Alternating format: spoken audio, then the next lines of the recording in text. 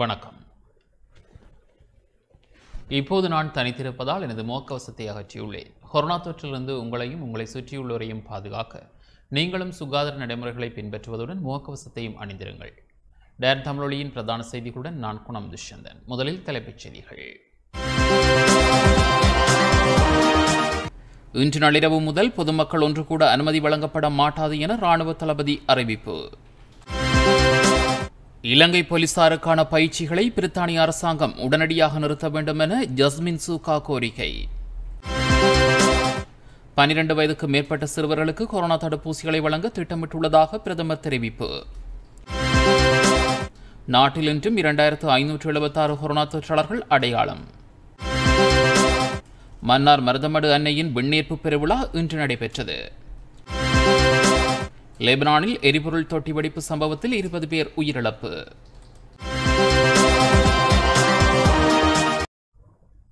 தொடர்பது முதன்மைச் செய்தி. அனுசரணை. ஸ்ரீலங்கா இன்சூரன்ஸ் தனது காப்புறுதி பத்திர உரிமையாளர்களுக்கு மாதத்திற்கு ரூபாய் 1 பில்லியனுக்கும் அதிகமான காப்பீட்டு இழப்பீட்டினை வழங்குகிறது.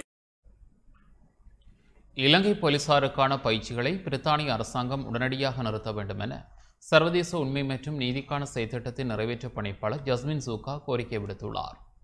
திட்டமிட்ட சித்திரவதைகளை முன்னெடுத்து வரும் இலங்கை போலீசாருக்கான பயிற்சிகளை வழங்குவதை பிரித்தானிய அரசாங்கம் உடனடியாக நிறுத்த வேண்டும் என சர்வதேச உண்மை மற்றும் நீதிக்கான செயற்திட்டத்தின் நிறைவேற்ற பணிப்பாளர் ஜஸ்மின் சூகா கோரிக்கை விடுத்துள்ளார்.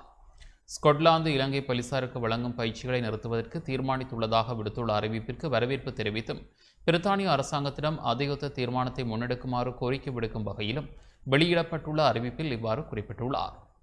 2016 ஆண்டு முதல் இலங்கையின் போலீஸ் பிரிவுகளுக்கு பயிற்சிகளை வழங்குவதை நிறுத்துமாறு சர்வதேச உண்மை மற்றும் நீதிக்கான செயற்திட்டம் தொடர்ச்சியாக வலியுறுத்தி வருகின்றது. இலங்கையின் போலீஸ் பிரிவுகள் பல்வேறு சமயங்களில் நிகழ்த்திய சித்திரவதைகள் பற்றிய ஆய்வுகளை மேற்கொண்டு சர்வதேச உண்மை மற்றும் நீதிக்கான செயற்திட்டம் அறிக்கைகளையும் தயாரித்துள்ளது. ஐக்கிய நாடுகள் மனித உரிமைகள் பேரவையிலும் இலங்கை போலீஸ் பிரிவுகளின் சித்திரவதைகள் மற்றும் மனித உரிமைகள் மீறல்கள் தொடர்பான விடயங்களை பற்றிய ஆதாரங்களுடன் சமர்ப்பணங்களும் செய்யப்பட்டுள்ளன. இலங்கையின் பயங்கரவாத தடுப்பு பிரிவுக்கு பிரித்தானியா பயிற்சிகளை வழங்குவதை அடிப்படையாக வைத்து தம்மீதான குற்றங்களை இலங்கை போலீஸ் பிரிவுகள் வெள்ளையடிப்பு செய்வதற்கு முயற்சிக்கின்றன. ஐக்கிய நாடுகள் சபையில் அவ்விதமான செயற்பாடுகள் முன்னெடுக்கப்பட்டன. பயங்கரவாத குற்ற தடுப்பு பிரிவினர் விசாரணைகளின் பேரில் அழைத்து செல்பவர்களை சித்திரவதைக்கு உட்படுத்தியமை தொடர்பான ஆதாரங்கள் சேகரிக்கப்பட்டுள்ளன.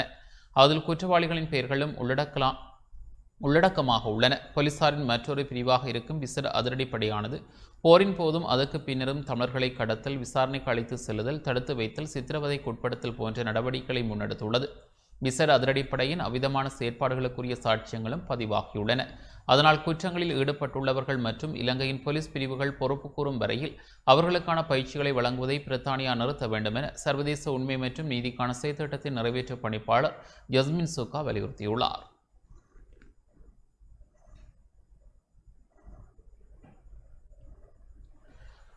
ஸ்கொட்லாந்து இலங்கை போலீசாருக்கான பயிற்சிகளை நிறுத்துவதற்கு தீர்மானித்துள்ளது.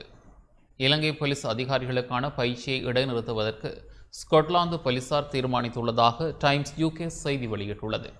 இந்த நிலையில் அத்தீர்மானத்தை எடுத்தமை தொடர்பில் ஸ்கொட்லாந்தை வரவேற்பதாக பிரித்தானிய நாடாளுமன்ற உறுப்பினர்கள் அறிவித்துள்ளனர். பிரித்தானிய கன்சர்வேட்டிவ் கட்சியின் நாடாளுமன்ற உறுப்பினரும் தமிழர்களுக்கான அனைத்து கட்சி நாடாளுமன்ற குழுவின் தலைவருமான எலியர் கோல்பன் தொழிற்கட்சியின் நாடாளுமன்ற உறுப்பினர் ஷாம் டெர்ரி ஆகியோர் இவ்வாறு வரவேற்பு தெரிவித்துள்ளனர். இதனால் இலங்கையின் போலீஸ் துறைக்கு பிரித்தானிய அரசாங்கம் உதவிகளை அளிப்பதை மீள்பரிசீலனை செய்வதுடன் அத்தரப்புகள் மனிதுரிமை மீறல்களில் ஈடுபடுகின்றமையை கருத்தில் கொண்டு எதிர்கால நடவடிக்கைகளை முன்னெடுக்க வேண்டும் என நாடாளுமன்ற உறுப்பினர் கோரிக்கை விடுத்துள்ளனர்.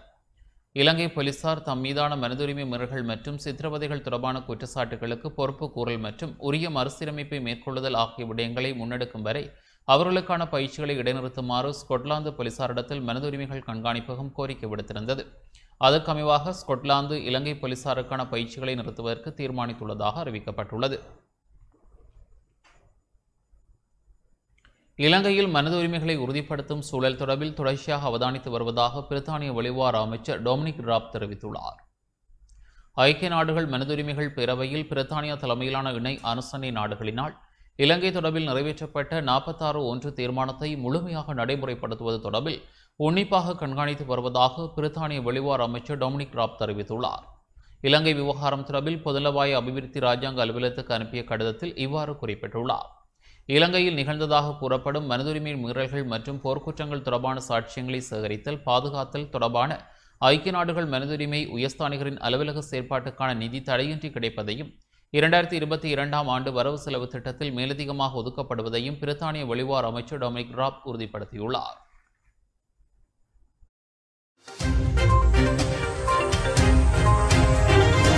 அனுசரணை ஸ்ரீலங்கா இன்சூரன்ஸ் தனது காப்புறுதி பத்திர உரிமையாளர்களுக்கு மாதத்திற்கு ரூபாய் 1 பில்லியனுக்கும் அதிகமான காப்பீட்டு இழப்பீட்டினை வழங்குகிறது. இன்று நள்ளிரவு முதல் பொதுமக்கள் ஒன்று கூட அனுமதி வழங்கப்பட மாட்டாது என இராணுவ தளபதி ஜெனரல் ஷவேந்திர சில்வா அறிவித்துள்ளார். எதிர்வரும் செவ்வாய்க்கிழமை நள்ளிரவு முதல் திருமண நிகழ்வுகளை நடாத்த அனுமதி இல்லை என இராணுவ தளபதி ஜெனரல் ஷவேந்திர சில்வா அறிவித்துள்ளார். எதிர்வரும் செவ்வாய்க்கிழமை நள்ளிரவு முதல் வீடுகளிலும் மண்டபங்களிலும் திருமண நிகழ்வுகளை நடாத்த அனுமதி வழங்கப்பட மாட்டாது. இன்று நள்ளிரவு முதல் எந்த சந்தர்ப்பத்திலும் பொதுமக்கள் ஒன்று கூட அனுமதி வழங்கப்பட மாட்டாது. சிற்றுண்டி சாலைகளில் ஒரு சந்தர்ப்பத்தில் அதன் கொள்ளளவில் 50% மானோரை விடவும் அதிகமானோர் ஒன்று கூட முடியாது என இராணுவ தளபதி குறிப்பிட்டுள்ளார். எதிர்வரும் 3 வாரங்களுக்கு நாட்டை முழுமையாக முடக்க வேண்டும் எனவும் தற்போதைய பயனற்ற கட்டுப்பாடுகளால் ஆபத்து அதிகம் எனவும் வைத்திய நிபுணர்கள் மற்றும் சுகாதார தரப்பினர் தெரிவித்துள்ளனர். இது தொடர்பில் முழுமையான வலியுறுத்தல்கள் அடங்கிய ஆவணங்களை வைத்திய நிபுணர்கள் மற்றும் சுகாதார தரப்பினர் சுகாதார அமைச்சுக்கு வழங்கியுள்ளனர். நாட்டில் தற்போது பரவி வரும் டெல்டா வைரஸ் தொற்று தாக்கத்தை குறைத்து மதிப்பிட வேண்டாம். அமுல்படுத்தப்பட்டுள்ள கட்டுப்பாடுகள் போதுமானதல்ல. எனவே உடன் அமுலுக்கு வரும் வகையில் குறைந்தது 3 வாரத்திற்கு நாட்டை முடக்க வேண்டும். கொரோனா பரவலை கட்டுப்படுத்துவதை நோக்காக கொண்டு நடைமுறைப்படுத்தப்படும் தற்போதுள்ள பயண கட்டுப்பாடுகள் பயனுள்ளதாக அமையாது. எனவே மேலும் கட்டுப்பாடுகள் கடுமையாக்கப்பட வேண்டும். அதாவது முழு முடக்கத்திற்கு செல்ல வேண்டும். குறைந்தது 3 வாரத்துக்கு அதிகமானதாகவே முடக்கம் அமைய வேண்டும். அவ்வாறு அல்லாது தொற்றை கட்டுப்படுத்த இயலாது. தொற்றாளர்களின் எண்ணிக்கை மற்றும் தொற்றால் உயிரிழப்பவர்களின் எண்ணிக்கை சடுதியாக அதிகரித்துள்ளது. அதனை கட்டுப்படுத்துவதற்கு தேவையான சட்ட நடவடிக்கைகள் மற்றும் ஏனைய முடக்க நடவடிக்கைகள் தொடர்பில் காலம் தாமதிக்காத அரசாங்கம் நடவடிக்கை எடுக்க வேண்டும். இருகட்ட தடுப்பூசிகள் வழங்கும் பணிகள் இன்னும் நிறைவடையவில்லை. அந்த பணிகள் முழுமையடைய இன்னும் குறைந்தது 2 மாதங்கள் வேண்டும். அவ்வாறு இருக்கையில் பயனற்ற கட்டுப்பாடுகளால் ஆபத்து மிக அதிகமாகும். எனவே அரசாங்கம் காலம் தாழ்த்தாது முழு முடக்கத்துக்கு செல்ல வேண்டும் என வைத்திய நிபுணர்கள் மற்றும் சுகாதார தரப்பினர் வலியுறுத்தியுள்ளனர். வாரந்தோறும் இந்தியாவிலிருந்து 100 தொன் ஆக்சிஜனை கொள்வனவு செய்ய திட்டமிடப்பட்டுள்ளதாக சுகாதார அமைச்சின் செயலாளர் மேஜர் ஜெனரல் சஞ்சீவ முனசிங்க தெரிவித்துள்ளார். நாட்டில் கொரோனா தொற்றால் பாதிக்கப்பட்டவர்களின் எண்ணிக்கை சடுதியாக அதிகரித்துள்ள நிலையில் சிகிச்சைக்கு தேவையான ஆக்சிஜன் தொடர்பில் அவதானம் செலுத்தப்பட்டுள்ளது. நாளொன்றுக்கான தேவைப்பாடு 70% வரை காணப்படுவதால் வாரத்திற்கு 100 தொன் ஆக்சிஜனை இந்தியாவிலிருந்து கொள்வனவு செய்ய திட்டமிடப்பட்டுள்ளது. 25% இருந்தே இந்த அதிகரிப்பு ஏற்பட்டுள்ளது. உள்நாட்டின் ஆக்சிஜன் உற்பத்தி அதிக அளவில் இல்லை. ஆனால் களஞ்சியப்படுத்தப்பட்ட ஆக்சிஜன் தொகையை கொண்டு தேவையை பூர்த்தி செய்கின்றோம். நீண்ட நாட்களுக்கு உள்நாட்டின் இருப்பு சாத்தியப்படாது என்பதால் இந்தியாவிலிருந்து ஆக்சிஜனை கொள்வனவு செய்ய தீர்மானிக்கப்பட்டுள்ளது. அதற்கமே இந்த வாரத்தில் 100 தொன் ஆக்சிஜன் கொள்வனவு செய்யப்பட உள்ளது. ஒவ்வொரு வாரமும் 100 தொன் கொள்வனவு செய்யவே தற்போது தீர்மானிக்கப்பட்டுள்ளது. தேவைப்பாடு ஏற்படும் பட்சத்தில் கொள்வனவு தொகையை 150 முதல் 200 தொன் வரை அதிகரிக்க தீர்மானிக்கப்பட்டுள்ளது. சிங்கப்பூரில் இருந்து ஆக்சிஜன் கொள்வனவு செய்வது தொடர்பில் கவனத்தில் கொள்ளப்பட்டுள்ளது. எவ்வாறாயினும் இந்தியா நமது கொள்வனவு கோரிக்கையை ஏற்றுக்கொண்டுள்ளது. எனவே எதிர்வரும் 6 வாரங்கள் சவால் மிக்கதால் ஆக்சிஜன் தேவைப்பாடும் அதிகரிக்கலாம் என சுகாதார அமைச்சின் செயலாளர் மேஜர் ஜெனரல் சஞ்சீவ முனசிங்க குறிப்பிட்டுள்ளார். தற்போதைய கொரோனா நிலைமை காரணமாக மறு அறிவித்தல் வரும் வரை உறவினர்கள் சிறைச்சாலைகளில் கைதிகளை பார்வையிடுவதை கட்டுப்படுத்த சிறைச்சாலை திணைக்களம் முடிவு செய்துள்ளது. சட்டத்தரணிகள் சிறை கைதிகளை சந்திக்க அனுமதிக்கப்பட மாட்டார்கள் என்பதுடன் இரு தரப்பினருக்கும் இடையே சட்ட அறிக்கைகளை சுகாதார வழிகாட்டுதலின்படி மட்டுமே பரிமாறிக்கொள்ள முடியும் என சிறைச்சாலை ஊடக பேச்சாளர் சந்தன ஏக்கநாயக்க குறிப்பிட்டுள்ளார். நாடாளுமன்ற செயற்பாடுகள் தொடர்பில் நாளைய கூட்டத்தில் ஆராயப்பட உள்ளது. நாளைய தினம் இடம்பெறவுள்ள கட்சித் தலைவர்கள் கூட்டத்தில் எதிர்வரும் நாட்களில் நாடாளுமன்ற செயற்பாடுகள் தொடர்பில் ஆராயப்பட உள்ளதாக படைக்கல சேவிதர் நரேந்திர பெர்னாண்டோ தெரிவித்துள்ளார். நாடாளுமன்றில் சேவையாற்றும் சில பிரிவுகளின் அதிகாரிகளுக்கு கொரோனா தொற்று உறுதி செய்யப்பட்டுள்ளது. அவர்களுடன் தொடர்புடையவர்களை அடையாளம் காண்பதற்காக CCTV காணொலி காட்சிகள் பரிசோதனைக்கு உட்படுத்தப்படுகின்றன. சபாநாயகர் தலைமையில் நாளை முற்பகல் 11 மணியளவில் கட்சித் தலைவர்கள் கூட்டம் இடம்பெறவுள்ளதாக அமைச்சர் தினேஷ் குணவர்த்தன தெரிவித்தார். கொரோனா பரவல் நிலையில் நாடாளுமன்ற கூட்டத்தொடரை நடாத்துதல் உள்ளிட்ட விடயங்கள் எதிர்வரும் நாட்களில் முன்னெடுக்கப்பட வேண்டிய செயற்பாடுகள் தொடர்பில் நாளை கட்சித் தலைவர்கள் கூட்டத்தில் ஆராயப்படும் என நாடாளுமன்ற உறுப்பினர் நாடாளுமன்ற படைக்கல சேவிதர் நரேந்திர பெர்னாண்டோ குறிப்பிட்டுள்ளார். நாட்டில் 12 வயதுக்கு மேற்பட்ட சிறுவர்களுக்கு கொரோனா தடுப்பூசிகளை வழங்க திட்டமிட்டுள்ளதாக பிரதமர் மஹிந்த ராஜபக்ஷ தெரிவித்துள்ளார். கல்வி செயற்பாட்டை முன்னெடுக்கும் நோக்கில் 12 வயதுக்கு மேற்பட்ட சிறுவர்களுக்கு கட்டம் கட்டமாக கொரோனா தடுப்பூசிகளை வழங்க திட்டமிடப்பட்டுள்ளதாக பிரதமர் மஹிந்த ராஜபக்ஷ தெரிவித்துள்ளார். இன்று ஹம்பாந்தோட்டை வைத்தியசாலையில் நிறுவப்பட்டுள்ள தென் மாகாண கொரோனா சிறுவர் சிகிச்சை பிரிவை திறந்து வைக்கும் நிகழ்வில் தங்காலை ஹால்டன் இல்லத்திலிருந்து காணொலி தொழில்நுட்பம் ஊடாக இணைந்து கொண்டு உரையாற்றிய வேளை இவ்வாறு குறிப்பிட்டார். வைத்தியர்கள், தாதியர்கள் உள்ளிட்ட வைத்தியசாலை ஊழியர்கள், முப்படையினர், போலீஸ் உள்ளிட்ட அரசு மற்றும் தனியார் துறையைச் சார்ந்த பலர் இதுவரை கொரோனா தொற்றில் இருந்து மக்களை பாதுகாக்க இரவு பகல் பாராது உழைக்கின்றனர். அதற்காக அவர்களது அர்ப்பணிப்பை ஒரு அரசாங்கமாக நாம் எப்போதும் பாராட்டினோம். அது மாத்திரமன்றி நாட்டின் ஒட்டுமொத்த மக்களும் அவர்களது இந்த அர்ப்பணிப்பை முழு மனதுடன் பாராட்டுகின்றனர். குழந்தைகள் மீது அன்பு செலுத்தும் அவர்களுக்கு முன்னுரிமை வழங்கும் ஒரு கலாச்சாரமே எமது நாட்டில் காணப்படுகின்றது. அதனால் குழந்தைகளை பாதுகாப்பு தொடர்பில் நாம் எப்போதுமே சிந்திக்கின்றோம். கொரோனா தொற்று பரவி தமது பிள்ளைகளுக்கும் இந்த தொற்றுக்கு முகம் கொடுக்க நேரிடுமோ என்ற அச்சம் பெற்றோர் மத்தியில் காணப்படுகின்றது. நான் ஒரு தந்தை என்ற ரீதியிலும் எனது பாரியார் ஷாந்தி ஒரு தாய் என்ற ரீதியிலும் குழந்தைகள் தொடர்பில் சிந்திக்கும் விதம், அதற்கு மேலாக பேர குழந்தைகள் பற்றி சிந்திக்கும் விதம், அவர்கள் மீது காட்டும் அன்பு என்பன எமக்கு புதிதல்ல. நாம் எந்நாளும் எமது நாட்டு பிள்ளைகள் குறித்து அவ்வாறு சிந்தித்தோம். அதனால் அதிபர்கள், ஆசிரியர்கள், கல்விசாரா ஊழியர்கள் ஆகியோருக்கு தடுப்பூசி வழங்கப்பட்ட பின்னர் 12 வயதுக்கு மேற்பட்ட சிறுவர்களுக்கு கட்டம் கட்டமாக தடுப்பூசி வழங்க அரசாங்கம் திட்டமிட்டுள்ளது. இதன்போது பல்வேறு பிரச்சினைகள் உள்ள பிள்ளைகளுக்கு முன்னுரிமை வழங்கவும் எதிர்பார்க்கப்படுகிறது. எமக்கு மட்டுமின்றி உலகின் பல அபிவிருத்தி அடைந்த நாடுகளுக்கும் இந்த தொற்றை கட்டுப்படுத்துவது ஒரு சவாலாக காணப்படுகிறது. தடுப்பூசி வழங்கலின் மூலம் உயிர் ஆபத்துக்களை தடுத்து நோய் பரவலை கட்டுப்படுத்துவதே தற்போதுள்ள ஒரே தீர்வாகும் என குறிப்பிட்டுள்ளார். අපේ රටේ තියෙන දරුවන්ට ආදරය කරන ඔවුන්ට ප්‍රමුඛත්වය දෙන සංස්කෘතියක්. ඒ නිසා දරුවන් රැකගන්න ஹமாந்தோட்டை வைத்தியசாலையில் நிறுவப்பட்டுள்ள தென் மாகாண கொரோனா சிறுவர் சிகிச்சை பிரிவு இன்று திறந்து வைக்கப்பட்டது. பிரதமரின் பாரியார் திருமதி ஷிராந்தி ராஜபக்ஷ சம்பிரதாய முறைப்படி விளக்கேற்றி தென் மாகாண கொரோனா சிறுவர் சிகிச்சை பிரிவை திறந்து வைத்தார். அதனைத் தொடர்ந்து வைத்தியர்கள் உள்ளிட்ட தாதியர்களுடன் கண்காணிப்பிலும் ஈடுபட்டார். இந்த நிகழ்வில் இளைஞர் மற்றும் விளையாட்டுத்துறை அமைச்சர் நாமல் ராஜபக்ஷ, ராஜாங்க அமைச்சர் டி விசானக் உள்ளிட்ட பலர் கலந்து கொண்டனர்.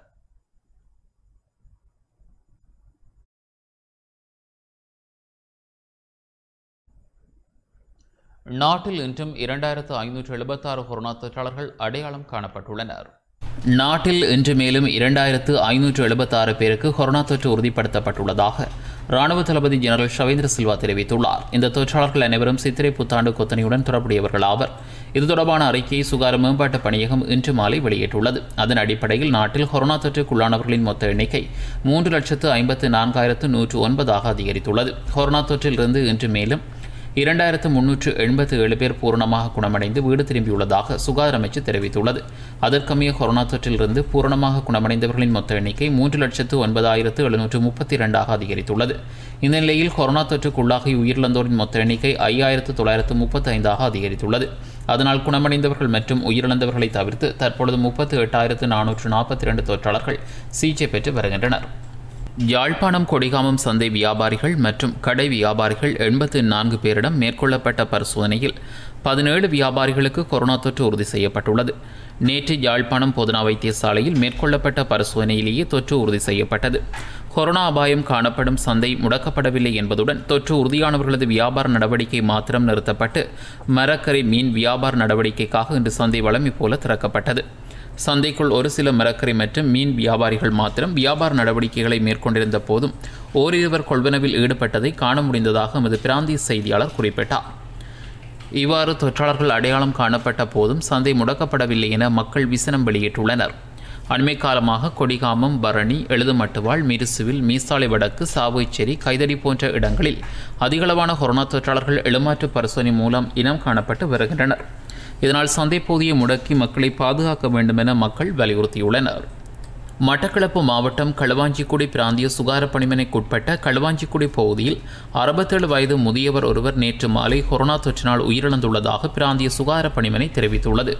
சுகையினம் காரணமாக களுவாஞ்சிக்குடி ஆதர வைத்தியசாலைக்கு நேற்றைய தினம் சிகிச்சைக்காக சென்ற 67 வயது முதியவர் ஒருவருக்கு மேற்கொள்ளப்பட்ட ஆன்டிஜன் பரிசோதனையில் அவர் கொரோனா தொற்றுக்குள்ளாகியிருப்பது உறுதிப்படுத்தப்பட்டுள்ளது. இதனையடுத்து சிகிச்சைக்காக அனுமதிக்கப்பட்ட முதியவர் நேற்று மாலை உயிரிழந்துள்ளார். களுவாஞ்சிக்குடி பிராந்தியத்தில் கொரோனா தொற்று காரணமாக நிகழ்ந்துள்ள 5வது உயிரிழப்பு இதுவென்றும் கடந்த வாரம் மட்டும் பிராந்தியத்தில் 188 பேர் கொரோனா தொற்றுக்குள்ளாகியுள்ளதாக களுவாஞ்சிக்குடி பிராந்திய சுகாதார பணிமனை தெரிவித்துள்ளது. களுவாஞ்சிக்குடி பிராந்திய சுகாதார பணிமனைக்குட்பட்ட களுவாஞ்சிக்குடியில் 20 நபர்களுக்கு மேற்கொள்ளப்பட்ட ஆன்டிஜன் பரிசோதனையில் 2 கர்ப்பிணி தாய்மார் உட்பட 9 பேர் இன்றைய தினம் கொரோனா தொற்றுக்குள்ளாகியிருப்பது உறுதி செய்யப்பட்டுள்ளதாக பிராந்திய சுகாதார பணிமனை தெரிவித்துள்ளது. மட்டக்களப்பு இலங்கை போக்குவரத்து சபையில் 29 கொரோனா தொற்றாளர்கள் இனம் காணப்பட்ட நிலையில் போக்குவரத்து சபை தற்காலிகமாக முடக்கப்பட்டுள்ளதாக மட்டக்களப்பு சுகாதார வைத்திய அதிகாரி டாக்டர் கிரிசுதன் தெரிவித்துள்ளார். போக்குவரத்து சபை சாலையில் 8 தொற்றாளர்கள் 7 மாதிரியாக இனம் காணப்பட்ட நிலையில் நேற்றைய தினம் சாலையில் கடமையாற்றும் 180 பேர் ஆன்டிஜன் பரிசோதனைக்கு உட்படுத்தப்பட்டனர். இதன்போது 21 பேர் கொரோனா தொற்றாளர்களாக இனம் காணப்பட்டுள்ளதுடன் மொத்தமாக குறித்த சாலையில் 29 பேர் தொற்றாளர்கள் இனம் காணப்பட்டதுடன் குறித்த சாலை தற்காலிகமாக மூடப்பட்டுள்ளதுடன் அதில் கடமையாற்றுவோர் அனைவரும் தனிமைப்படுத்தப்பட்டுள்ளதாக மட்டக்களப்பு சுகாதார வைத்திய அதிகாரி டாக்டர் கிரிசுதன் தெரிவித்துள்ளார். இதேவேளை மட்டக்களப்பு வீச்சிக்கல் முனை புனித அன்னம்மாள் திருத்தலத்தில் கடந்த 8ஆம் தேதி இடம்பெற்ற திருவிழா திருப்பலியில் கலந்து கொண்ட அருட்தந்தையர் உட்பட 8 பேர் கொரோனா தொற்றாளர்களாக இனம் காணப்பட்டுள்ளனர். இதன் காரணமாக குறித்த திருவிழாவில் கலந்து கொண்டவர்களை தனிமைப்படுத்தும் நடவடிக்கைகள் முன்னெடுக்கப்பட்டுள்ளதாகவும் மட்டக்களப்பு சுகாதார வைத்திய அதிகாரி டாக்டர் கிரிசுதன் தெரிவித்துள்ளார். மட்டக்களப்பு மாவட்டத்தில் உள்ள மக்கள் ஒன்று கூடுவதை தவிர்த்து சுகாதார நடைமுறைகளை பின்பற்றுமாறு மட்டக்களப்பு மாவட்ட பிராந்திய சுகாதார சேவைகள் பணிப்பாளர் டாக்டர் நாகலிங்கம் மயூரன் கோரிக்கை விடுத்துள்ளார். கம்பஹா மாவட்டத்தில் கடந்த 24 மணித்தியாலங்களில் தொற்றாளர்களின் எண்ணிக்கை 2000-ஐ கடந்துள்ளதாக மாவட்ட சுகாதார சேவைகள் பணிப்பாளர் காரியாலயம் தெரிவித்துள்ளது. குறித்த மாவட்டத்தில் கடந்த 24 மணித்தியாலங்களில் 2270 தொற்றாளர்கள் இனம் காணப்பட்டுள்ளனர். மாவட்டத்தின் 15 சுகாதார பிரிவுகளில் தொம்பே சுகாதார பிரிவுகளிலேயே அதிகளவான தொற்றாளர்கள் இனம் காணப்பட்டுள்ளனர். தொம்பே சுகாதார பிரிவில் இன்று காலை வரை 329 தொற்றாளர்கள் இனம் காணப்பட்டுள்ளனர். அம்பாறை நீந்தவூர் பிரதேசத்தில் கொரோனா விழிப்புணர்வு செயற்திட்டத்தினை நீந்தவூர் பிராந்திய சுகாதார பணிமனை தொடர்ச்சியாக முன்னெடுத்து வருகின்றது. அந்த வகையில் நீந்தவூர் சுகாதார வைத்திய அதிகாரி பிரிவில் கொரோனா தடுப்பு விழிப்புணர்வு பதாதைகளை மக்களுக்கு காட்சிப்படுத்தும் திட்டம் நீந்தவூர் ஜும்மா பெரிய பள்ளிவாசல் செயலகத்தில் பள்ளிவாசல் நம்பிக்கையாளர் சபை தலைவர் SMB M பாரூக் தலைமையில் இன்று நடைபெற்றது. கொரோனா தொற்று உறுதிப்படுத்தப்பட்டு தனிமைப்படுத்தப்பட்டிருந்த நபரொருவர் தனிமைப்படுத்தல் சட்டத்தை மீறி மக்கள் மத்தியில் நடமாடிய போது போலீஸ் மற்றும் சுகாதார அதிகாரிகளால் இன்று காலை மட்டக்களப்பு பொது சந்தையில் வைத்து கைது செய்யப்பட்டுள்ளதாக கோட்டமுனை பொது சுகாதார பரிசோதனை மிதுன் ராஜ் தெரிவித்தார். மட்டக்களப்பு இலங்கை போக்குவரத்து சபை ஊழியரான குறித்த நபர் நேற்று சனிக்கிழமை PCR பரிசோதனை மூலம் தொற்று உறுதிப்படுத்தப்பட்டு தனிமைப்படுத்தப்பட்டிருந்தார். தனிமைப்படுத்தலை உதாசீனம் செய்து இன்று காலை மட்டக்களப்பு சுகாதார வைத்திய அதிகாரி பிரிவுக்குட்பட்ட பொது சந்தையில் பொருட்களை கொள்வனவு செய்து கொண்டு மக்கள் மத்தியில் நடமாடிய போதே போலீசார் மற்றும் சுகாதார அதிகாரிகளால் கைது செய்யப்பட்டு தொற்றாளர் கரடியனாறு கொரோனா சிகிச்சை நிலையத்துக்கு ஆம்புலன்ஸ் வண்டி மூலம் அனுப்பி வைக்கப்பட்டார். சுகாதார அமைச்சினால் பிறப்பிக்கப்பட்ட தனிமைப்படுத்தல் உத்தரவுகளை மீறிய குற்றச்சாட்டின் பேரில் 108 நபர்கள் கைது செய்யப்பட்டுள்ளதாக போலீஸ் ஊடக பேச்சாளர் பிரதி போலீஸ் மா அதிபர் ஐத்ரோகன தெரிவித்துள்ளார். கொழும்பில் இன்று ஊடகங்களுக்கு வெளியிட்டுள்ள காணொலி பதிவிலேயே அவர் இதனை தெரிவித்துள்ளார். சுகாதார அமைச்சினால் பிறப்பிக்கப்பட்ட தனிமைப்படுத்தல் உத்தரவுகளை மீறியமைக்காக இன்று காலை 6 மணியுடன் நிறைவடைந்த கடந்த 24 மணி நேர பகுதியில் 108 நபர்கள் கைது செய்யப்பட்டுள்ளனர். அந்த வகையில் குறித்த குற்றச்சாட்டுக்காக கடந்த அக்டோபர் 30 முதல் இதுவரையான காலப்பகுதியில் மொத்தமாக 54,384 பேர் கைது செய்யப்பட்டுள்ளனர். அதேவேளை மேல் மாகாணத்தின் அனைத்து நுழைவாயில்களிலும் சோதனை நடவடிக்கை முன்னெடுக்கப்பட்டு வருகின்றது. அந்த வகையில் நேற்றைய தினத்தில் மாத்திரம் சுமார் 4544 வாகனங்கள் சோதனைக்கு உட்படுத்தப்பட்டுள்ளன. அந்த வகையில் சுமார் 333 வாகனங்களில் பயணித்த 582 பேர் திருப்பி அனுப்பப்பட்டுள்ளனர். அனாவசியமான முறையில் மாகாண எல்லையை கடக்க முற்பட்டவர்களே இவ்வாறு திருப்பி அனுப்பப்பட்டுள்ளனர். அதேவேளை மாகாண எல்லைகளை கடப்பதற்கு பொதுமக்கள் அனுமதிக்கப்பட மாட்டார்கள். இதனை கண்காணிக்க பாதுகாப்பு படையினர் கடமையில் ஈடுபடுத்தப்பட்டுள்ளனர். தனிமைப்படுத்தும் சட்ட விதிகளை மீறி கால்பந்தாட்டத்தில் ஈடுபட்ட 11 பேர் கைது செய்யப்பட்டுள்ளதாக நோர்வுட் போலீசார் தெரிவித்துள்ளனர். குறித்த சம்பவம் இன்று மாலை நோர்வுட் போலீஸ் பிரிவுக்குட்பட்ட நோர்வுட் போட்ரி மைதானத்தில் இடம்பெற்றுள்ளது. குறித்த விளையாட்டு மைதானத்தில் தனிமைப்படுத்தும் சட்ட விதிகளை மீறி அயரபி மற்றும் போட்ரி தோட்டங்களைச் சேர்ந்த 20 வயதிற்கும் 40 வயதுக்கும் இடைப்பட்ட சுமார் 40க்கும் மேற்பட்டவர்கள் கால்பந்தாட்டத்தில் ஈடுபடுவதாக போலீசாருக்கு கிடைத்த ரகசிய தகவலினை அடுத்து குறித்த சுற்றிவளைப்பு மேற்கொள்ளப்பட்டுள்ளது. இதன்போது 40 இளைஞர்கள் ஒன்று கூடியிருந்ததாகவும் போலீசாரை கண்டு ஏனையவர்கள் ஓடி தப்பியதாகவும் இந்த சுற்றுப்போட்டியினை ஒழுங்கு செய்த நபர் தலைமறைவாகி இருப்பதாகவும் அவரை கைது செய்வதற்கான நடவடிக்கைகளை போலீசார் மேற்கொண்டுள்ளதாகவும் போலீசார் மேலும் தெரிவித்துள்ளனர். நுவரெலியா மாவட்டத்தில் கொரோனா தொற்று பரவல் அதிகரித்துள்ளதுடன் பல மரண சம்பவங்கள் நாளுக்கு நாள் அதிகரித்து வருகின்றன. இந்நிலையில் சுகாதார விதிமுறைகளை பின்பற்றுமாறு சுகாதார பிரிவினருக்கு பாதுகாப்பு பிரிவினரும் அறிவித்துள்ள போதிலும் அதிக மாணவர்கள் அதனை பின்பற்றுவதில்லை. இந்நிலையில் இதனை கட்டுப்படுத்துவதற்காகவே கடுமையான நடவடிக்கைகளை மேற்கொண்டுள்ளதாக போலீசார் மேலும் தெரிவித்தனர். இதேவேளை கைது செய்யப்பட்டவர்கள் நாளை ஹட்டன் நீதவான் முன்னிலையில் ஆஜர்படுத்த நடவடிக்கை எடுக்கப்பட்டுள்ளது. செய்திகள் தொடர்கின்றன. மன்னார் மருதமடு அன்னையின் விண்ணேற்பு பெருவிழா இன்று நடைபெற்றது. மன்னார் மருதமடு அன்னையின் விண்ணேற்பு பெருவிழா திருப்பலி இன்று காலை 6:15 மணிக்கு கூட்டு திருப்பலியாக ஒப்புக் கொடுக்கப்பட்டது. மன்னார் மறைமாவட்ட ஆயர் இம்மானுவேல் பினேண்டோ ஆண்டகை தலைமையில் சிலாபம் மறைமாவட்ட ஆயர் வலன்ஸ் மெண்டிஸ் ஆண்டகை மற்றும் குருக்கள் இணைந்து கூட்டு திருப்பலியை ஒப்புக் கொடுத்தனர். மடு அன்னையின் ஆவணி மாத திருவிழாவை கொண்டாடும் வகையில் கடந்த 6ஆம் தேதி கொடியேற்றம் இடம்பெற்றது. மடத்திருத்தல பரிபாலகர் அருட்தந்தை எஸ்.ஏ. பெபிசோசை அடிகளார் தலைமையில் கொடியேற்றம் இடம்பெற்றதுடன் தொடர்ந்து நவநாள் திருப்பலிகள் ஒப்புக் கொடுக்கப்பட்டன. மாலையிலே திருச்செவு மாலை, மறைவுரைகள், நற்கருணை ஆசிரியர் என்பன இடம்பெற்றன. நேற்று மாலை 6 மணிக்கு நற்கருணை பெருவிழா ஆராதனை இடம்பெற்றது. நற்கருணை ஆசீர்வாதம் வழங்கப்பட்டது. இந்த நிலையில் இன்று காலை 6:15 மணிக்கு திருவிழா திருப்பலி கூட்டு திருப்பலியாக ஒப்புக் கொடுக்கப்பட்டது. திருப்பலியை தொடர்ந்து மருதமடு அன்னையின் திருச்சொருவ பவனி இடம்பெற்று ஆசீர்வாதம் வழங்கப்பட்டது. கொரோனா சுகாதார நடைமுறைகளை பின்பற்றி இடம்பெற்ற திருவிழாவில் ஆயர்கள், அருட்தந்தைகள், அருட்சகோதரிகள் என மட்டுப்படுத்தப்பட்டவர்கள் பங்கேற்றனர். இந்த ஆவணி விண்ணேற்பு பெருவிழாவில் வழமையாக 15 லட்சம் வரையான மக்கள் பங்கேற்கும் நிலையில் கொரோனா தொற்று பரவல் காரணமாக ஏனைய மாவட்டங்களிலிருந்து வருகை தரும் பக்தர்களின் வருகை நிறுத்தப்பட்டு மட்டுப்படுத்தப்பட்ட நபர்களின் பங்கேற்புடன் திருவிழா கொண்டாடப்பட்டுள்ளது.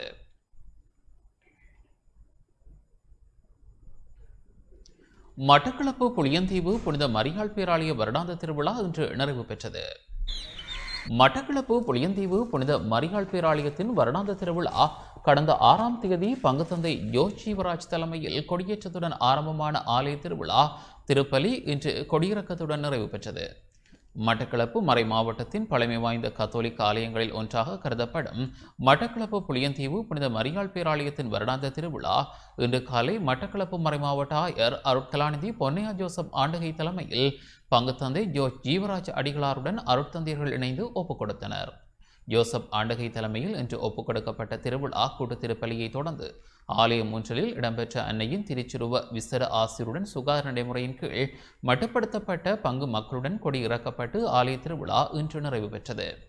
இதேவேளை அன்னை மரியாளின் விண்ணேற்பு விழாவினை சிறப்பிக்கும் வகையில் மறைமாவட்ட ஆயருக்கு பரிசில் வழங்கி கௌரவிக்கப்பட்டதுடன் தற்போது மாவட்டத்தில் அதிகரித்துள்ள கொரோனா வைரஸ் தொற்று பரவல் காரணமாக திருவிழாவினை சுகாதார நடைமுறையின் கீழ் மட்டுப்படுத்தப்பட்ட பங்கு மக்களுடன் வழிபாடுகளை நடாத்துவதற்கு ஒத்துழைப்புகளை வழங்கிய வட்டார தலைவர்களை கௌரவிக்கும் வகையில் ஆயரினால் நினைவுச் சின்னங்கள் வழங்கி வைக்கப்பட்டமை குறிப்பிடத்தக்கது.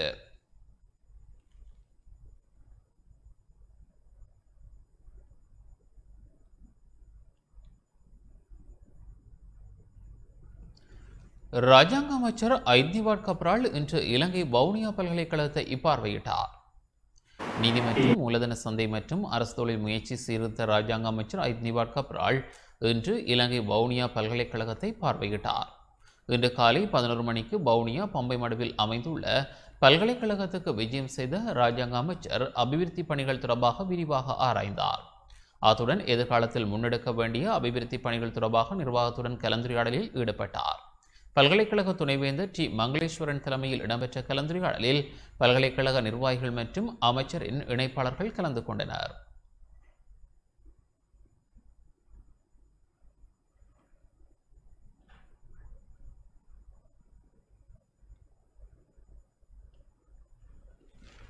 சம்பள முரண்பாடு தொடர்பில் ஆராய நியமிக்கப்பட்ட அமைச்சரவை உபகுழு தமது தரப்பினருக்கு அழைப்பு விடுத்துள்ளதாக இலங்கை ஆசிய சங்க செயலாளரான ஜோசப் ஸ்டாலின் தெரிவித்துள்ளார். ஆசிரியர் அதிபர்களின் சம்பள முரண்பாடு தொடர்பில் ஆராய்ந்து அறிக்கை சமர்ப்பிப்பதற்கு நியமிக்கப்பட்ட அமைச்சரவை உபகுழு தமது தரப்பினருக்கு அழைப்பு விடுத்துள்ளதாக ஆசிரியர் அதிபர்கள் சங்க பிரதிநிதியும் இலங்கை ஆசிய சங்க செயலாளருமான ஜோசப் ஸ்டாலின் தெரிவித்துள்ளார். அதனையடுத்து எதிர்வரும் செவ்வாய்க்கிழமை முரண்பாடுகள் தொடர்பில் அமைச்சரவை உபகுழுவில் அறிவிக்குமாறு தெரியப்படுத்தப்பட்டுள்ளது. சந்திப்பு எதிர்வரும் செவ்வாய்க்கிழமை மாலை 6 மணி அளவில் அமைச்சர் விமல் வீரவன்சவின் இல்லத்தில் இடம்பெற உள்ளது. இதேவேளை இணையவழி கற்பித்தல் செயற்பாடுகளிலிருந்து விலகி அதிபர் ஆசிரியர்கள் முன்னெடுத்துள்ள தொழிற்சங்க நடவடிக்கை 34வது நாளாக தொடர்கின்றது.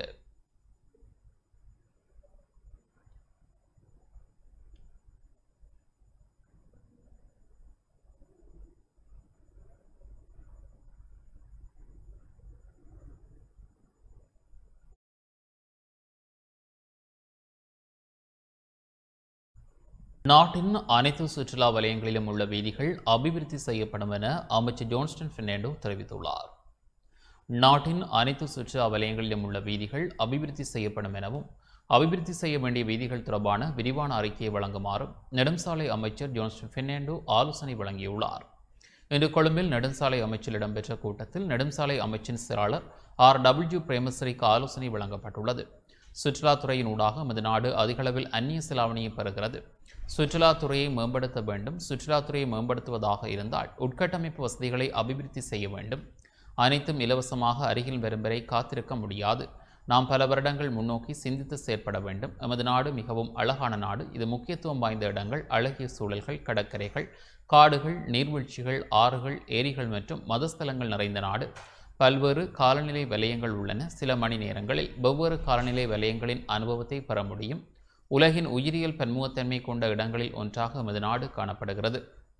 நாம் சுற்றுலா பயணிகளை ஈர்க்க வேண்டுமானால் தேவையான வசதிகளை வழங்க வேண்டும். உட்கட்டமைப்பு வசதிகளை அபிவிருத்தி செய்ய வேண்டும். இவை எங்களை பற்றி சிந்தித்து செய்யும் பணிகள் அல்ல, எதிர்காலத்தை பற்றி சிந்தித்தே செயற்பட வேண்டும். எனவே சுற்றுலா வலயங்களில் அபிவிருத்தி செய்யப்பட வேண்டிய வீதிகள் தொடர்பான விரிவான அறிக்கை ஒன்றை சமர்ப்பிக்குமாறு நெடுஞ்சாலை அமைச்சின் செயலாளர் மற்றும் நெடுஞ்சாலை அமைச்சின் அதிகாரிகளை அறிவுறுத்துகின்றேன் என அமைச்சர் ஜான்ஸ்டன் பெர்னாண்டோ குறிப்பிட்டுள்ளார். இந்த கலந்துரையாடலில் வீதி அபிவிருத்தி அதிகார சபை தலைவர் ஷமிந்த அதுலுவகே, வீதி அபிவிருத்தி அதிகார சபை பணிப்பாளர் நாயகம் ஷர்தா வீரகோன் மற்றும் அதிகாரிகள் பங்கேற்றனர்.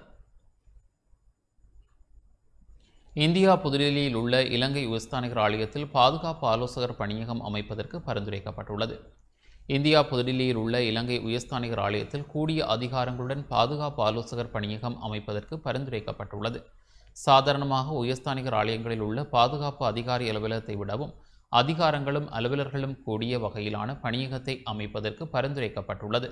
இந்த நிலையில் கொரோனா தொற்று அபாயம் காரணமாக இந்தியாவுக்கான உயர்ஸ்தானிகராக நியமிக்கப்பட்டுள்ள மிலிந்த மெரகுட தனது பதவிகளை பொறுப்பேற்பதற்காக அங்கு செல்வதற்கு மேலும் 2 வார கால தாமதம் ஏற்படும் என குறிப்பிடப்பட்டுள்ளது.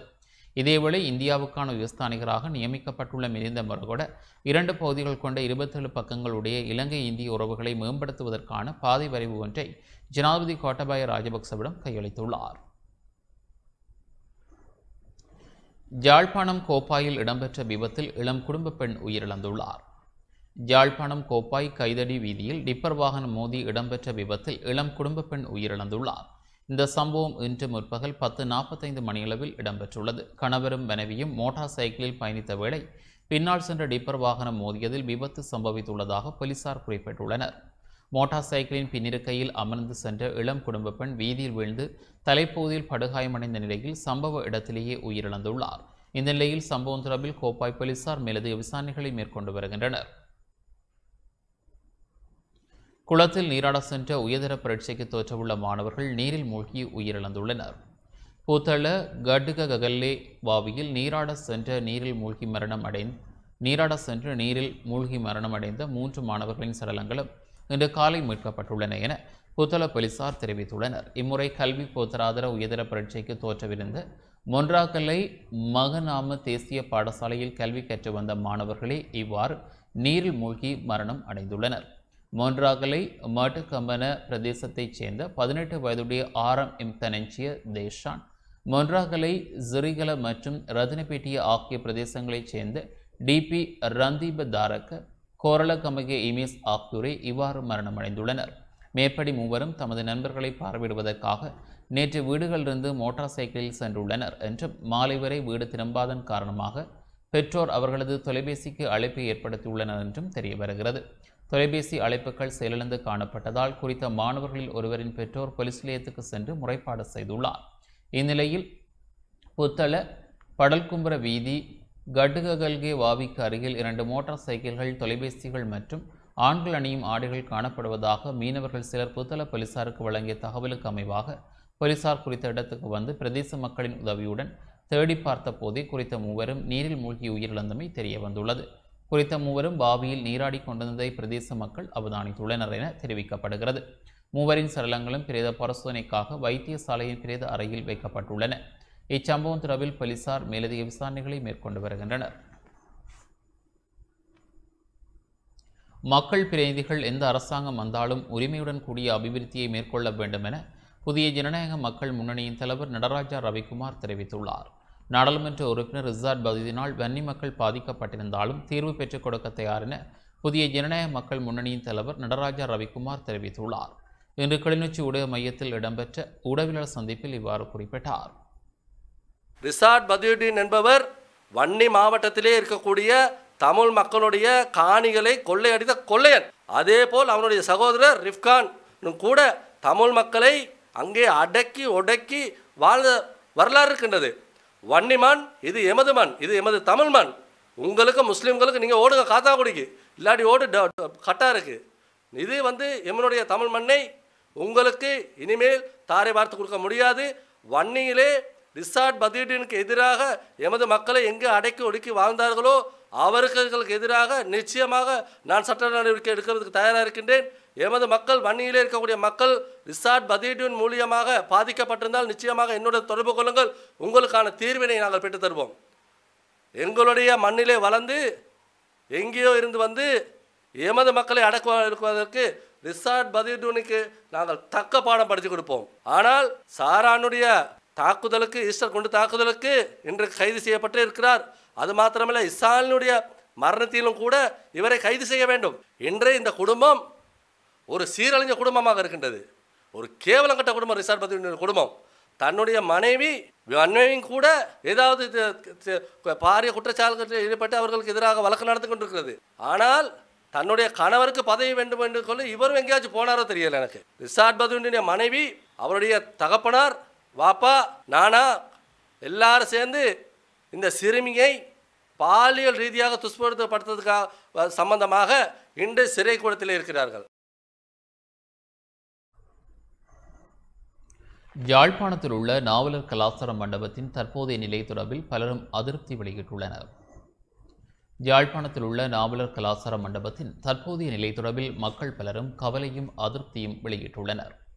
ஒரு இனம் இப்படி வாழ்ந்தது என்று தலைநிமிர்ந்து சொல்ல வீரவசனங்கள் தேவையில்லை. அந்த இனத்தின் அடையாளத்தை, அதன் இருப்பை நிலைநிறுத்தும் வரலாற்று அம்சங்களை பேணி பாதுகாத்தாலே போதுமானது. ஒரு தனிமனித புரட்சியாளனாய், ஒரு இனத்தின் அடையாளமாய், இலவச கல்வியின் தந்தையாய், சமூகத்தின் பசிப்பிணி போக்க பிடியரசி திட்டம் வகுத்தோரு தன்னிகர் இல்லாத தலைவனுக்காக கட்டப்பட்ட மண்டபம் இந்த நாவலர் கலாசார மண்டபம். நாவலரின் எண்ணம், சொல், செயல் ஆகியவை உயிரோட்டமாய் ஒளிவீச வேண்டும் என்ற நோக்கில் உருவாக்கப்பட்ட மண்டபம். இன்று வரை அதன் நோக்கத்தை இங்கு செயற்படுத்தி கண்டதே இல்லை என்றே கூற வேண்டும். மண்டபம் அமைக்கப்பட்ட நோக்கத்தை அதனை நிர்வகிப்பவர்கள் புரிந்து கொள்ளாத ஒரு அவல நிலையைதான் நாவலர் கலாசார மண்டபமும் முகம் கொடுத்து கொண்டிருக்கின்றது.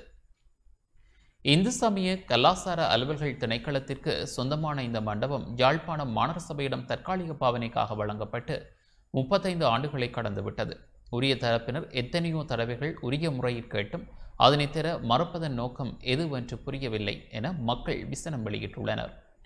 சமய தலைவர்கள், கல்விமான்கள், நாவலர் பெருமானின் எண்ணங்கள் நின்று நிலைக்க வேண்டும் என எண்ணும் நலன் விரும்பிகள் என பல தரப்பினரும் நாவலர் கலாசார மண்டபத்தை இந்து சமய கலாசார அலுவல்கள் திணைக்களத்திடம் ஒப்படையுங்கள் என பல தடவைகள் யாழ் மாநகர சபையிடம் கோரிக்கை முன்வைத்தும் பலன் ஏதுமில்லை. நாவலர் பெருமான் பிறந்து 200வது ஜனன ஆண்டிலே காலடி எடுத்து வைக்கப் போகும் எதிர்வரும் ஆண்டை சிறிலஸ்ரீ ஆறுமுக நாவலர் பெருமான் ஆண்டாக பிரகடனப்படுத்தி நாவலரின் எண்ணங்களும் சேவைகளும் நின்று நிலைக்கும் வகையில் பல முயற்சிகளை இந்து சமய கலாசார அலுவல்கள் திணைக்களம் முன்னெடுத்துக் கொண்டிருக்கின்றது. இந்த நல்ல எண்ணத்துக்கு தடை ஏற்படுத்தாமல் ஒத்துழைப்பு தருமாறு பல தரப்பினரும் யாழ் மாநகர சபை நிர்வாகத்தை வலியுறுத்தி வருகிறார்கள். இன்று இருக்கும் நிலையை பாருங்கள். பராமரிப்புகள் ஆத்மார்த்தமானதாக இல்லை என்பதை இந்த கோலம் வெளிப்படையாக காட்டியிருக்கின்றது என பல்வேறுபட்ட தரப்பினரும் கவலை வெளியிட்டுள்ளனர். இதேவேளை கிழக்கிலங்கையில் காரதீவில் விபுலானந்தர் ஞாபகார்த்த மண்டபத்தின் சிறப்பை பலரும் சுட்டிக்காட்டுகின்றனர். அண்மையில் பல குறைபாடுகளுடன் இருந்தது. ஆனால் சைவத்தமிழ் உலகிற்காய் தம்மையை உருக்கி பணி செய்த மகான்களின் பெருமை என்றும் நின்று நிலைக்க வகை செய்ய வேண்டும் என்ற உன்னத நோக்கம் கொண்டு இந்து சமய கலாசார அலுவல்கள் திணைக்களம் நடவடிக்கை எடுத்தது. அந்த திணைக்களத்துக்கு உரிமம் இல்லாத விபுலானந்தர் ஞாபகார்த்த மண்டபம் இன்று அதன் உயர்ந்த நோக்கத்தால் ஆன்மீக செழுமையோடும் வரலாற்று பெருமையோடும் நிமிர்ந்து நிற்கும் அழகை பாருங்கள் என பலரும் வேண்டுகோள் விடுக்கின்றனர். இன்று அந்த அழகான மண்டபத்தில் அமைதியான ஆன்மீக சூழலில் சமயம் சார்ந்த வகுப்புகள், யோகாசன பயிற்சி நெறிகள், இந்து சமய கலாசார கற்கைகள் நிர்வாகத்தின் செயற்பாடுகள் என விபுலானந்த மகானின் எண்ணங்களுக்கு செயல் வடிவம் கொடுக்கும் செயற்திட்டங்கள் நிகழ்ந்தேறிக் கொண்டிருக்கின்றன. இப்படி ஒரு சூழல் நாவலர் கலாசார மண்டபத்திலும் ஏற்படுத்தப்பட வேண்டும். நாவலர் எண்ணங்கள் ஈடேற வேண்டும். அந்த உன்னத செயற்பாட்டிலே நாவலர் பெருமானின் ஆன்மா உள்ளம் மகள வேண்டும் என பலரும் வேண்டுகோள் விடுக்கின்றனர்.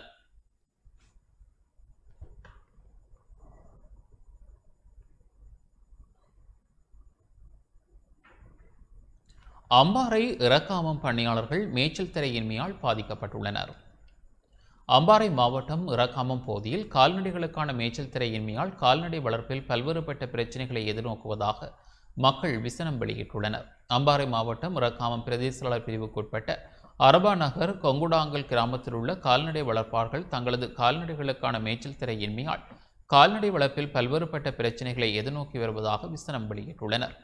இப்பிரதேச மக்கள் ஆரம்ப காலம் தொட்டு கால்நடை வளர்ப்பிலேயே அதிக ஈடுபாடு கொண்டுள்ள போதிலும் அதற்கான வசதிகள் இல்லாமல் ஆக்கப்பட்டு விவசாயம், மீன்பிடி ஆகிய துறைகளில் ஈடுபட்டுள்ளவர்களினால் கால்நடை வளர்ப்பிற்கான சந்தர்ப்பம் மறக்கப்பட்டு வருவதாகவும் கவலை வெளியிட்டுள்ளனர். இது தொடர்பில் இறக்காமம் பிரதேச சபையின் உதவி தவிசாளர் நௌபர் மௌலவி ஊடகங்களுக்கு இவ்வாறு கருத்து வெளியிட்டார். இதேவேளை பணியாளர்களால் தங்களது கால்நடைகளுக்கான மேய்ச்சல் திரையை வழங்குமாறு உரிய அதிகாரிகளிடம் கோரிக்கை விடுத்துள்ளனர்.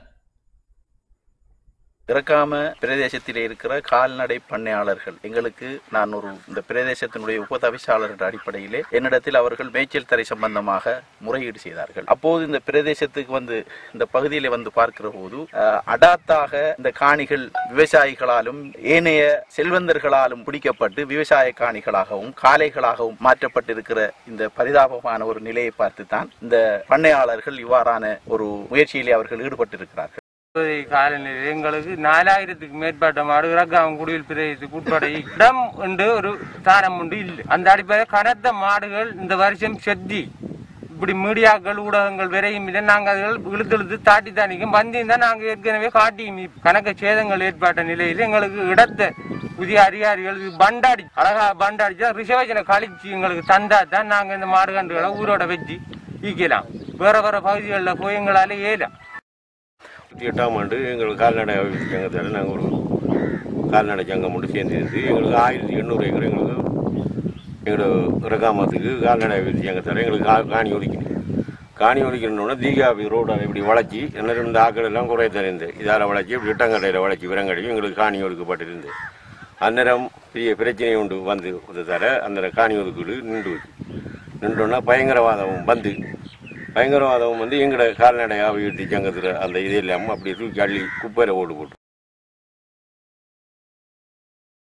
எங்களுக்கு இந்த மேய்ச்சத்திரை இன்மையால பெரிய கஷ்டங்களும் அசௌகரியங்களும் நாங்க சந்திச்சு துன்பத்தையும் துயரத்தையும் அனுபவிச்சு கொண்டிருக்கோம். எங்களுக்கு 78ஆம் ஆண்டு இந்த மேய்ச்சத்தரையே அரசாங்கத்தால் ஒதுக்கப்பட்டு கிசட் பண்ணப்பட்ட ஆதாரங்கள் எல்லாம் இருந்தும் அது இன்னும் எங்களுக்கு மேய்ச்சத்தரையாக கிடைக்கவே இல்லை. இத்துடன் இந்த செய்திகள் நிறைவு பெறுகின்றன. மீண்டும் நாளை பிரதான செய்திகளை எதிர்பாருங்கள். வணக்கம்.